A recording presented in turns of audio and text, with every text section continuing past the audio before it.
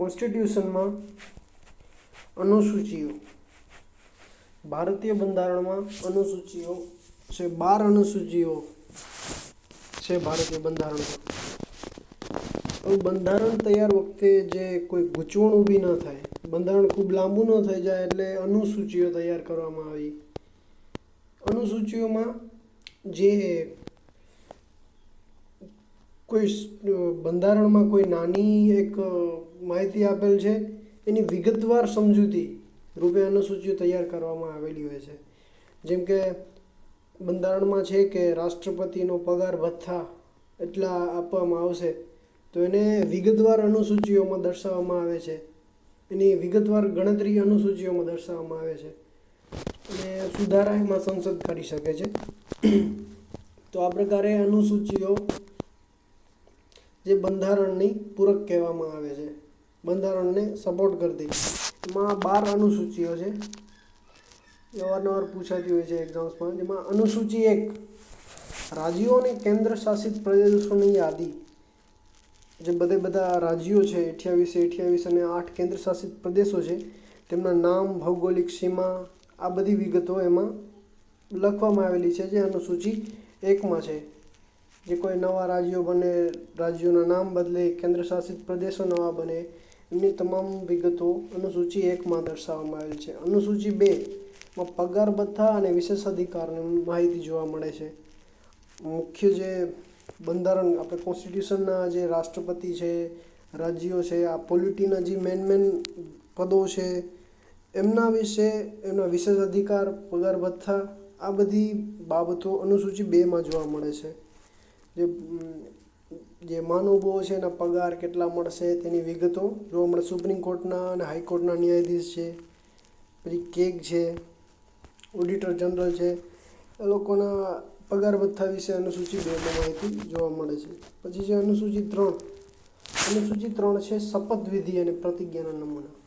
ખરેખર તો અનુસૂચિ 2 પહેલાં આવવી જોઈએ, શપથ પછી પગાર ભથ્થા કહી શકાય, પણ આમાં ઉલટું છે. અનુસૂચિ 3માં શપથ અને નમૂનાના પ્રતિજ્ઞાના છે કે કેન્દ્ર અને રાજ્યના મંત્રીઓની શપથવિધિ, સંસદ અને વિધાનસભાના ચૂંટણી ઉમેદવારો અને એના સભ્યોની શપથવિધિ. ટૂંકમાં જે આ શપથ ને પ્રતિજ્ઞા છે એ બધી અનુસૂચિ 3માં જોવા મળે છે. અને એમાં રાષ્ટ્રપતિનું ઉપરાષ્ટ્રપતિના શપથવિધિ એમાં નથી, એમાં અલગથી આર્ટિકલમાં બંધારણમાં જ ઉલ્લેખ કરવામાં આવેલ છે કે અનુસૂચિ 3માં આ શપથને પ્રતિજ્ઞા જોવા મળે છે. પછી છે અનુસૂચિ 4, જેમાં રાજ્યસભામાં બેઠકોની ફાળવણી. લોકસભા અને રાજ્યસભા જે કાયમી ગૃહ છે, એમાં કયા રાજ્ય અથવા કેન્દ્રશાસિત પ્રદેશને રાજ્યસભામાં કેટલી બેઠકો મળશે તેની ફાળવણી અને દર વસ્તી આધારે કરવામાં આવતી હોય છે. એટલે વસ્તી આધારે જે રાજ્યસભામાં બેઠકોની ફાળવણી અનુસૂચિ 4માં જોવા મળે છે. અનુસૂચિ 5 તમે ખોલશો તો એમાં અનુસૂચિત વિસ્તારો માટે જનજાતિનો વહીવટ, મતલબ અનુસૂચિત જે વિસ્તારો છે, જનજાતિઓ છે, એમનો વહીવટ, આ એસટી શેડ્યુલ ટ્રાઇબ માટે એમનો વહીવટ ને એના નિયંત્રણ માટેની ખાસ જોગવાઈઓ અનુસૂચિ 5માં જોવા મળે છે. વિસ્તારપૂર્વક અનુસૂચિ 5માં જે સ્પેશિયલ અનુસૂચિ વિસ્તારો માટે જ કરવામાં આવેલ છે. પછી જે અનુસૂચિ 6 એ ATMM, આ આટલા રાજ્યો માટે જ સ્પેશિયલ અનુસૂચિ 6 છે. આસામ, મેઘાલય, ત્રિપુરા અને મિઝોરમ, આ રાજ્યોના આદિવાસી વિસ્તારોમાં સ્વાયત્ત જિલ્લા પરિષદ અને આની રચના માટે તેને પોતાની સંસ્કૃતિ મુજબ વહીવટ કરી શકે. આ લોકો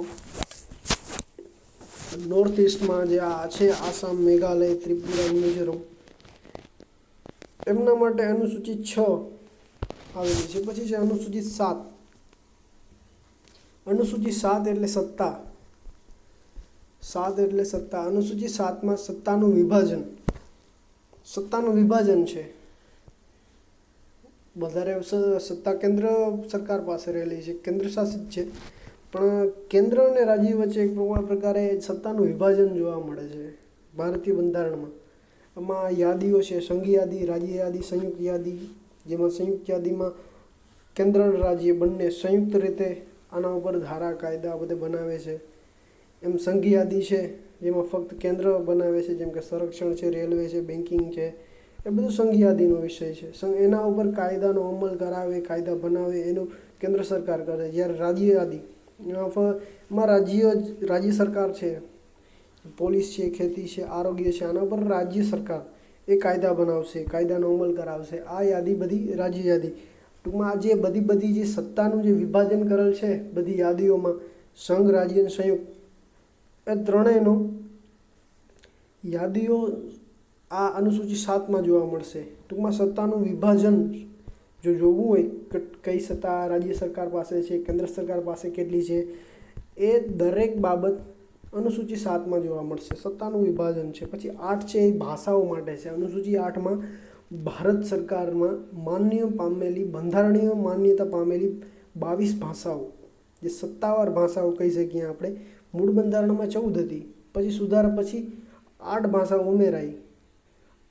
અને ખાસ આમાં ઇંગ્લિશને માન્યતા નથી, અંગ્રેજીને આમાં માન્યતા નથી.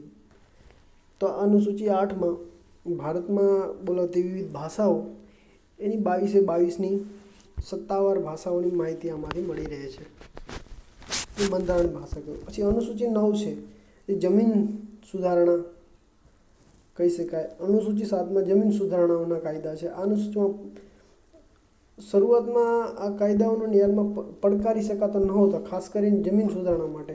હવે પછી સુપ્રીમ કોર્ટમાં તેની ન્યાયિક સમીક્ષા કરી શકાય છે. અનુસૂચિ 9 છે જમીન સુધારણાના કાયદાને લગતી છે. અને 10મું છે પક્ષપલટા વિરોધી જોગવાઈ. જે કોઈ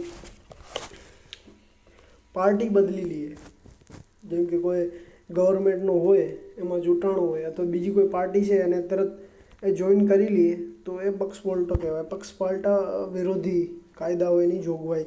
52માં બંધારણીય સુધારા 1985માં આના માટે અલગ અનુસૂચિ ફાળવવામાં આવી કે જેમાં પક્ષપલટા વિરોધી કાયદા માટે જોગવાઈ છે. પક્ષપલટા તમે ન કરી શકો બંધારણીય જોગવાઈ મુજબ.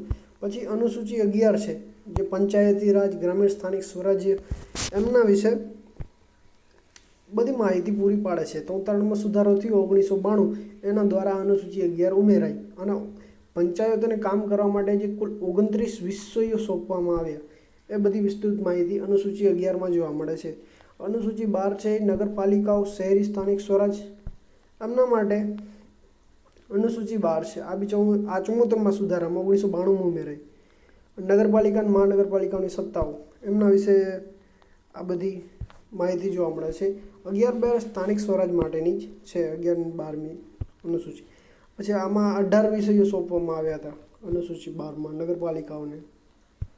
તો આ પ્રકારે કુલ 12 અનુસૂચિઓ છે જે વિગતવાર સમજૂતી આપે છે. બંધારણમાં જે આમના વિશે લખેલ હશે તો ત્યાં એને બધી વસ્તુ વિગતવાર લખતા બંધારણ ખૂબ મોટું અને જટિલ, ગૂંચવણભર્યું બની શકે.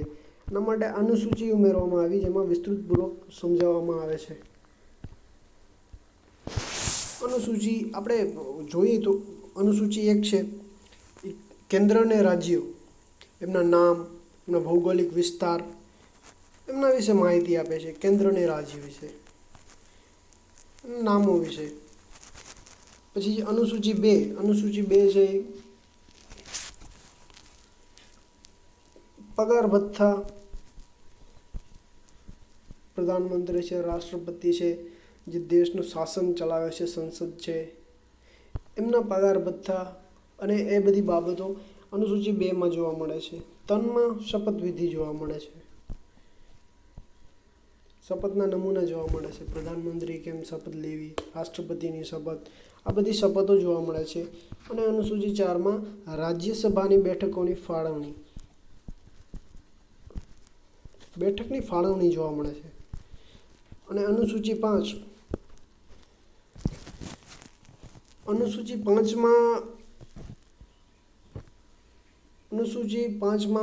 અનુસૂચિત જનજાતિ વિસ્તારોનો જે વહીવટ છે, અનુસૂચિત જનજાતિનો વહીવટ અને એને લગતી બધી માહિતી અનુસૂચિ 5માં મળે છે. અને 6માં છે